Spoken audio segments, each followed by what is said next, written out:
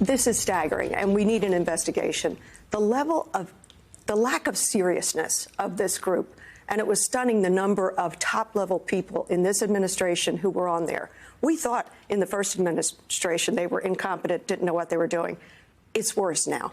They really don't know what they're doing. And really what is so important is the fighter pilots, the military personnel who were put in direct jeopardy.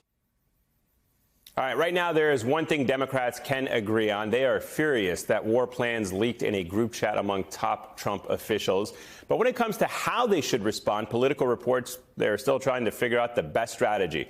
Should they focus on incompetence? Should they try to make themselves the party that stands for national security? Or is the issue so serious that it shouldn't be used for political gain? Well, joining me tonight, former Democratic Congressman Conor Lamb of Pennsylvania and former Republican Congressman David Jolly of Florida. It's great to have both of you with us. Conor, I'll start with you. You served in the military.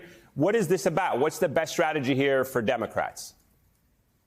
You know, I think this is the thing that speaks for itself. And the most important point is not just that these guys are sloppy, but they can't even admit it when it's plain as day for everyone to see. They can't admit that they were wrong, and they lie about it. And so, you know, if you're out there in the country and you think the Houthi operation went great and you don't really care about this, fine. But when something you care about goes wrong, like Social Security or one of the other things they're breaking in our government right now, they're going to lie about that too. And that's what this event shows us.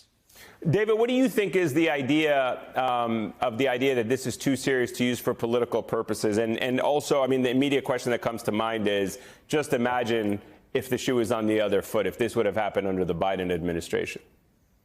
Sure. Well, I think through the traditional lens, I mean, this is also the media's finest moment, right? This is exactly why the media is free and fair in the United States to report on not abuses of power, but malfeasance of power in this case. But look, I think the message from Democrats is that the Trump administration continues to make the nation less safe.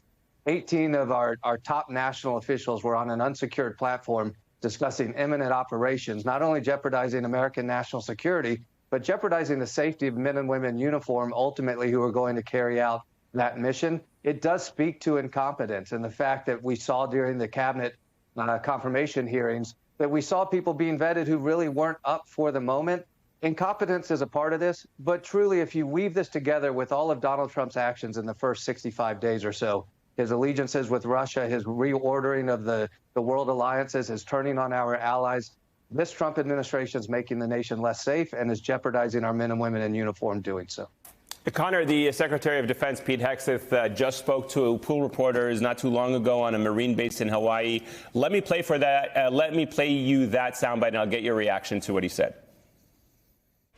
Same troops that you are proud of, do you regret putting information like the ones you did in the signal chat that could endanger those same American service members? Nobody's texting more plants.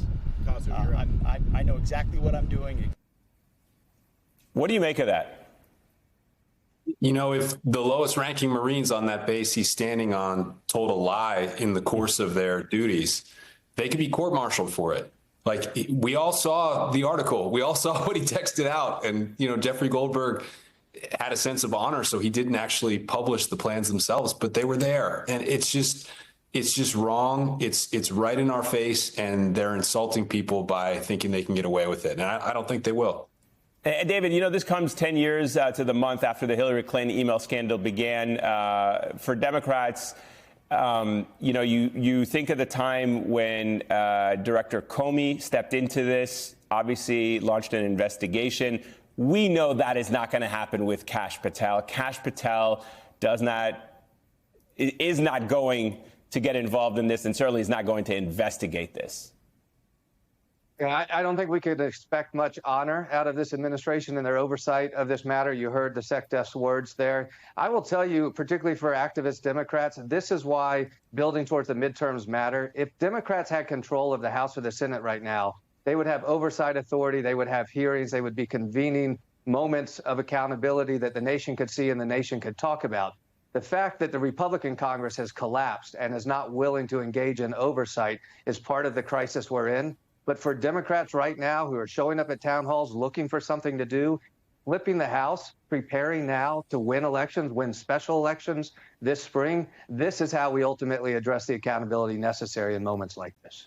Connor, to come back to the point that you raised about Social Security, the Washington Post is reporting that Social Security is already breaking down. The website crashed 4 times in 10 days this month. Managers are having to answer phones because so many employees have been pushed out, thanks largely to Elon Musk. And in the midst of all that, today, Senate Democrats grilled Trump's nominee to lead the Social Security Administration. Watch this. Will you lock DOJ out of Social Security databases? I'm going to do whatever is required to protect the information that is private information. So I don't know what lock DOJ out means. Are you willing to commit right now that you will put enough people back to work so they can do the job of delivering the benefits that Americans earned? I will commit, yes or no? I will commit to have the right staffing to get the job done. To get the job done, meaning delivering the benefits people are entitled to? Yes. When you have a system that is not working now, do you think it's a great idea to lay off half of the employees? I don't know if, do I think it's a great idea to lay off half of the employees when a system doesn't work? I think the answer is probably no. So who do you believe here, Connor? 73 million people receive Social Security benefits. We keep hearing from Trump he won't touch the program. We know that Elon Musk is going to try to gut the program. He thinks it's a Ponzi scheme. How worried are you about its future? Look, why is it being messed with or touched at all? Like, people's money is already sitting in the Social Security Trust Fund. It's already there. It is ready to be paid out. I've met people while I was campaigning that started paying Social Security when they were 12 and 13 years old and were still working at age 75. Like, those are real Americans and they need their Social Security benefits to live on. There's no technological problem. We didn't have to bring in a financial technology guy to run this agency. Someone who's just a normal good government person could run it because all they have to do is the same thing that they've been doing for almost 100 years, which is send out their checks. So the fact that he can't even acknowledge that the system is crashing, that the phones are not being answered and the website is collapsing, it shows you, like, he's not concerned about the people who need these benefits to live. David, I want to get your thoughts about what is happening in Florida. State lawmakers there now realizing how much labor they'll be losing with Trump's immigration crackdown. And this is almost shocking to hear, but they are considering rolling back child labor laws to fill that void, to draw more teen labor into the workforce. How is that going to go over?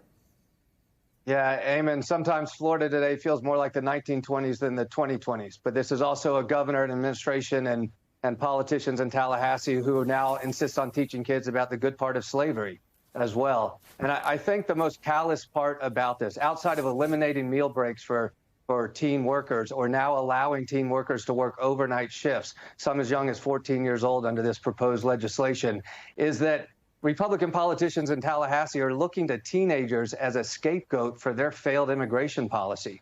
Because of their immigration policy around migrant labor, there's tight labor markets, and they're going to turn to teenagers to try to fill that. Maybe the answer is to actually embrace the migrant economy in the state of Florida and to show value and dignity to people who are contributing to our state every day. That's not the perspective of Republican politicians. It deserves scorn. Really quickly, David, before I go, I know that you've been seriously considering a run for Florida governor. I don't know when you plan on making a decision. And more importantly, would you run as a Democrat or as a Republican? I would run as a Democrat. There's no decision yet, obviously. Look, the world has watched Florida over these last 8 years. And I think what Floridians know and people across the country know is that instead of fighting culture wars for the last 8 years, voters just want us to fight for lower insurance rates, for better schools, fight the culture of corruption in Tallahassee. And I think here's the most encouraging part for Democratic voters across the state. We could be moving into a real change election, right? Florida is notionally a 14-point generic ballot now. That's a tough election environment for Democrats, but not with the trend we're seeing. And the final thing I would say, just as an analyst about Democratic politics right now, is I think the reshaping and repositioning of national Democrats actually now goes through the state capitals in 2026, where Democrats can meet voters where the issues are, solve the problems that matter to them. In Florida, it's an affordability and schools crisis. In Michigan, it might be something different. California might be something different. Meeting voters exactly where they are is where I think Democrats have an opportunity in 26 in a big way.